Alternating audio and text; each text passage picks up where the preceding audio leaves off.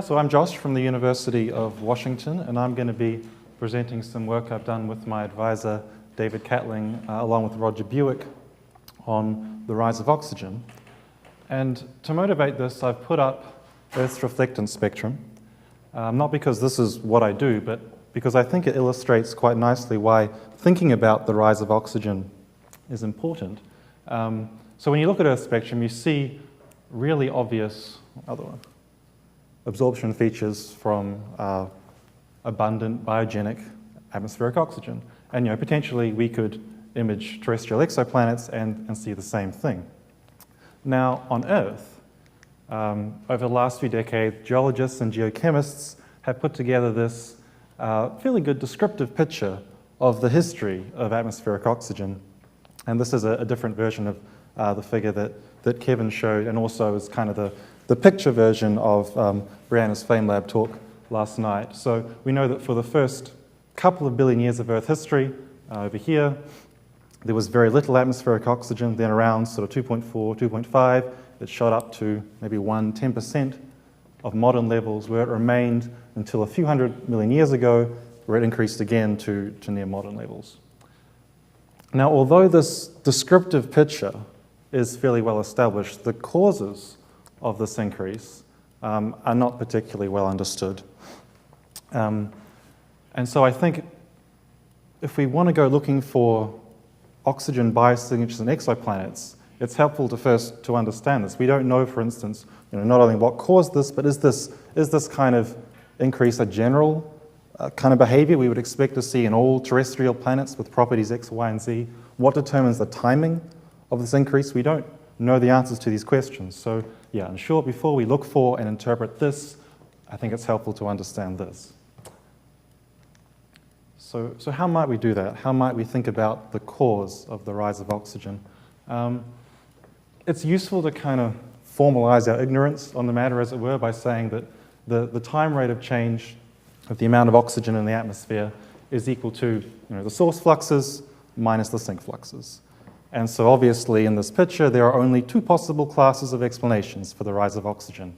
Either the source fluxes had to have increased at some point, or the sink fluxes had to have decreased at some point to cause the imbalance that caused it to shoot up.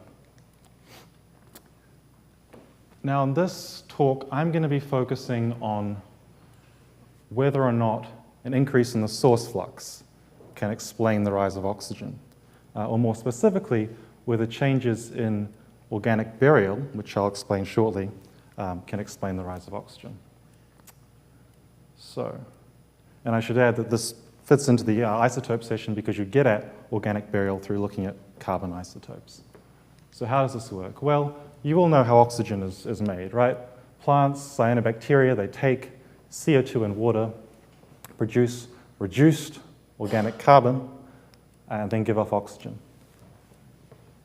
However, generally, what happens is that when this organic carbon is respired, or the organism dies and decomposes, it gets reoxidized back to CO2 and water. And so photosynthesis does not increase atmospheric oxygen at all unless you bury this organic carbon in sediments, permanently separating it from the surface, thereby leaving behind 1 mole of oxygen for every mole of organic carbon you bury. And so in this way, the source flux of oxygen into the atmosphere, which is what we're interested in for the rise of oxygen, is exactly equal to the burial rate of organic carbon. So to get at the oxygen source flux, we need to understand the carbon cycle. This is a really simple representation of the geological carbon cycle. We've got carbon, so these areas are fluxes of carbon in moles per year or whatever. We've got some flux of carbon into the atmosphere-ocean system, CO2, outgassed from volcanoes. And then we've got carbon leaving the surface through the burial of organic carbon, i.e. this stuff, the stuff that's important for oxygen, but also leaving as carbonates. Now, life, as we've heard, fractionates carbon during photosynthesis. So each of these fluxes has a distinct isotopic signature. And so I'm using this delta 13C notation, which is thankfully already being defined for me. But If you don't remember the definition, you can just think of it as the ratio of rare, heavy carbon-13 atoms to abundant carbon-12 atoms scaled in a totally counterintuitive way. So what we can then say, given these fluxes, we can say over long time scales, what goes in must equal what goes out. So the input fluxes must balance the output fluxes. And similarly, the isotopic composition of what goes in must balance the isotopic composition of what goes out. And I won't go through the math, but it's really simple. It's basically just two equations, two unknowns. And you get out this expression here, which is really important. So this tells you that F_org, which is defined as fractional organic burial, the amount of carbon that is buried as organic divided by the total carbon burial. You can show, using this kind of mass balance model, that is equal to a function of purely the isotopes.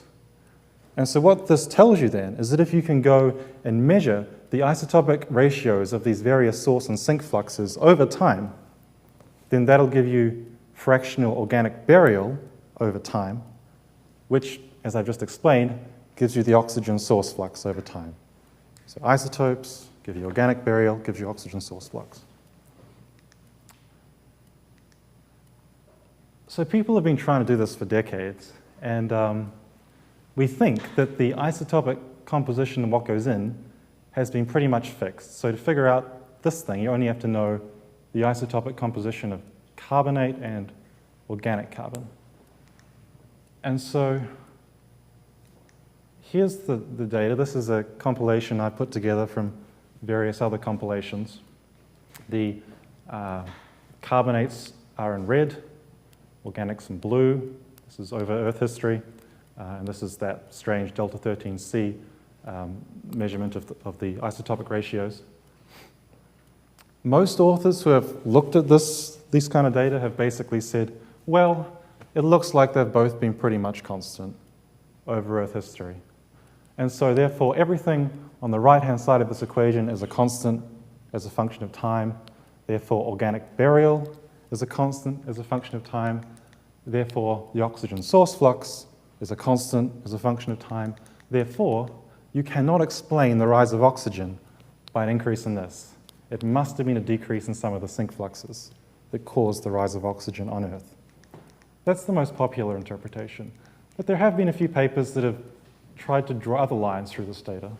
And they've done this for one reason or another, either invoking other kind of carbon cycle processes or biases in preservation. But even without those complications, there's a fair amount of spread in this data set. And so it's not obvious the extent to which the isotopes really constrain organic burial.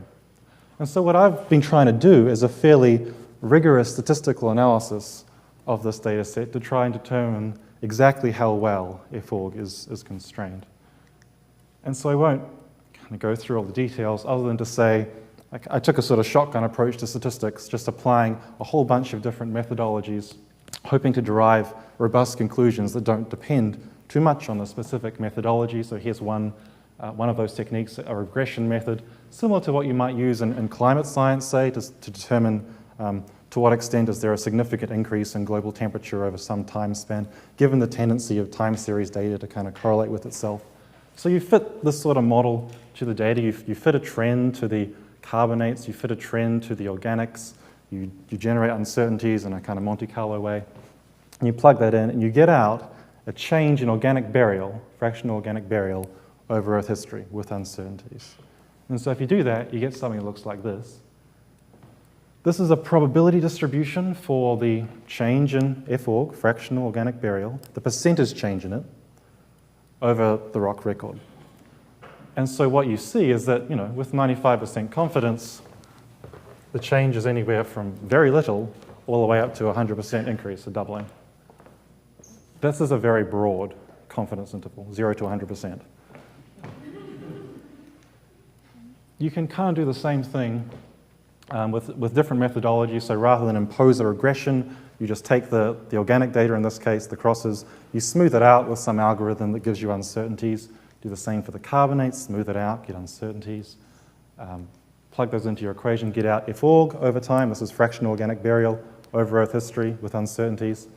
and you basically get a similar kind of answer. There are subtle differences depending on how you do the methodology, but you get a similar looking distribution. So what does this mean then for the rise of oxygen? Well, if you take the lower end of our confidence interval, then you can show, using fairly simple flux arguments, that whatever you do, this isn't enough to explain the rise of oxygen. A 20% increase in organic burial will not cause a rise of oxygen. You need a decrease in some of the sink fluxes. But if you take the upper end of our confidence interval, 100% increase in F-org over Earth history, then yeah, if you make certain assumptions about the absolute fluxes that are plausible, then you can get out a rise of oxygen. So basically what this analysis shows is that given the uncertainty in the change in organic burial over Earth history, we simply cannot say whether the rise of oxygen was caused by an increased source flux. So that's the basic conclusion. I was going to talk about a more complex carbon cycle model, but I think I'll just skip over that because it's... Yeah, so that's the basic conclusion. The isotopes don't constrain the source flux of oxygen, and so to make progress here, we somehow need better isotope data that better represents the global average with less spread. Yeah, so I'll just open up for questions, and if you want to know more also, this should appear in the American Journal of Science sometime before the end of the year. So thank you.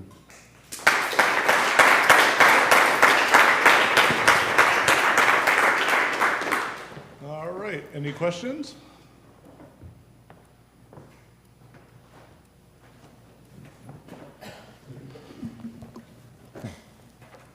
Not as much as a question, but I think some support to your argument. I'm surprised you didn't mention the sharp rise in the delta 13C values around the time of the Great Oxidation Event, since it's believed that that rise in the carbon isotope values is related to an increase in the burial of organic carbon, and it's coincident with the Great Oxidation Event. Yeah, so where are we now? So this is what you're talking about, right? This is Your carbonate. amalgamation of all the data.